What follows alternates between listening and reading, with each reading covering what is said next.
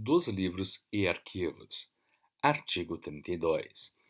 O livro de protocolo poderá ser escriturado mediante processo manual, mecânico, eletrônico ou informatizado, em folhas soltas ou e com colunas destinadas às seguintes anotações: número de ordem, natureza do título ou documento de dívida, valor, apresentante, devedor e ocorrências. Parágrafo único.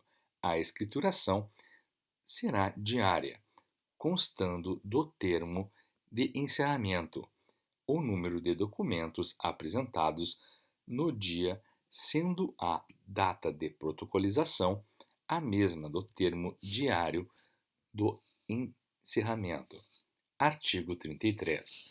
Os livros de registro de protesto serão abertos e encerrados pelo tabelião de protestos ou seus substitutos, ou ainda por escrevente autorizado com suas folhas numeradas e rubricadas. Artigo 34.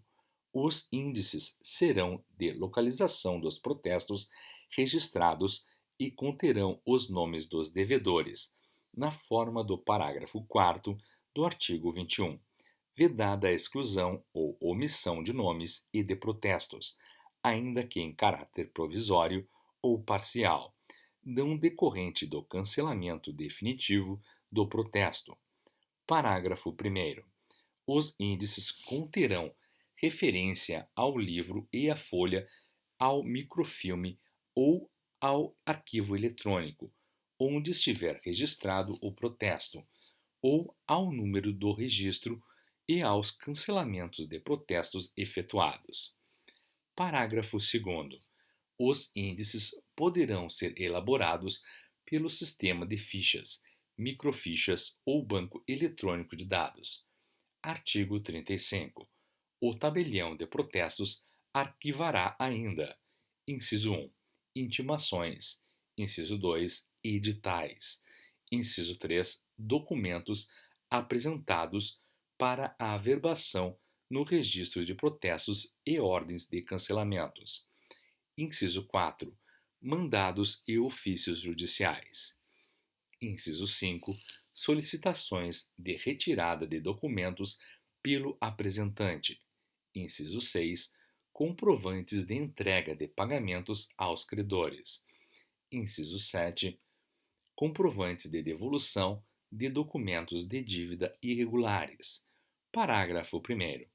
Os arquivos deverão ser conservados pelo menos durante os seguintes prazos: inciso 1, 1 ano para as intimações e editais correspondentes a documentos protestados e ordens de cancelamento; inciso 2, 6 meses para as intimações e editais correspondentes a documentos pagos ou retirados além do trido legal; inciso 3, 30 dias para os comprovantes de entrega de pagamento aos credores para solicitações de retirada dos apresentantes e para os comprovantes de devolução por irregularidade, aos mesmos dos títulos e documentos de dívidas.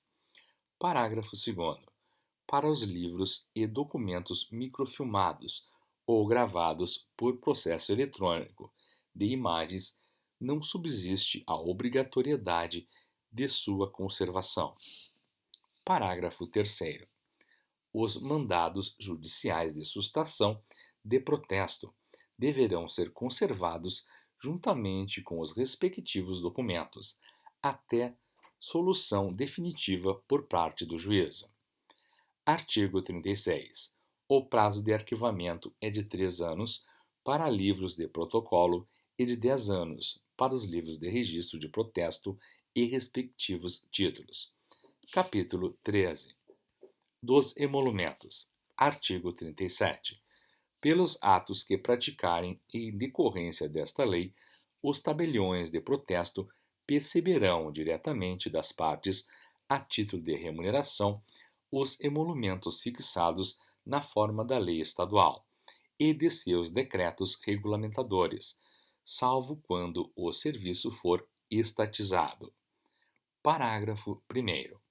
Poderá ser exigido depósito prévio de emolumentos e demais despesas devidas, caso em que igual importância deverá ser reembolsada ao apresentante por ocasião da prestação de contas, quando ressarcidas pelo devedor no tabelionato. Parágrafo 2º. Todo e qualquer ato praticado pelo tabelião de protesto será cotado, identificando-se as parcelas componentes do seu total. Parágrafo 3º. Pelo ato de digitalização e gravação eletrônica dos títulos e outros documentos, serão cobrados os mesmos valores previstos na tabela de emolumentos para o ato de microfilmagem. Capítulo 14. Disposições finais. Artigo 38. Os tabeliães de protesto de títulos são civilmente responsáveis por todos os prejuízos que causarem, por culpa ou dolo pessoalmente, pelos substitutos que designarem ou escreventes que autorizarem, assegurado o direito de regresso. Artigo 39. A reprodução de microfilme ou do processamento eletrônico de imagem do título ou de qualquer documento arquivado no tabelionato, quando autenticado pelo tabelião de protesto ou por seu substituto ou escrevente autorizado, guarda o mesmo valor do original, independentemente de restauração judicial. Artigo 40. Não havendo prazo assinado, a data do registro do protesto é o termo inicial da incidência de juros, taxas e atualizações monetárias sobre o valor da obrigação contida no título ou documento de dívida. Artigo 41. Para os serviços previstos nesta lei, os tabeliães poderão adotar, independentemente de autorização, sistemas de computação, microfilmagem, gravação eletrônica de imagem e quaisquer outros meios de reprodução. Artigo 41-A. Os tabeliães de protesto manterão, em âmbito nacional, uma Central Nacional de Serviços Eletrônicos compartilhados que prestará ao menos os seguintes serviços. Inciso 1. Escrituração e emissão de duplicata, sobre a forma escritural, observado o disposto na legislação específica, inclusive quanto ao requisito de autorização prévia para o exercício de atividade de escrituração pelo órgão supervisor e aos demais requisitos previstos na regulamentação por ele editada. Inciso 2. Recepção e distribuição de títulos e documentos de dívida para protesto, desde que escriturais. Inciso 3. Consulta gratuita quanto a devedores inadimplentes e aos protestos realizados, aos dados desses protestos e dos tabelionatos aos quais foram distribuídos, ainda que os respectivos títulos e documentos de dívida não sejam escriturais. Inciso 4. Confirmação da autenticidade dos instrumentos de protesto em meio eletrônico. Inciso 5. Anuência eletrônica para o cancelamento de protestos. Parágrafo 1º.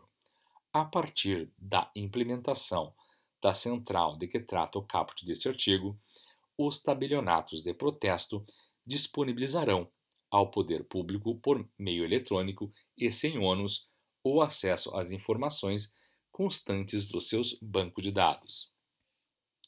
Parágrafo 2º. É obrigatória a adesão imediata de todos os tabeliães de protesto do país ou responsáveis pelo expediente à Central Nacional de Serviços Eletrônicos, compartilhados, de que trata o caput deste artigo, sob pena de responsabilização disciplinar nos termos do inciso 1 do caput do artigo 31 da Lei 8.935.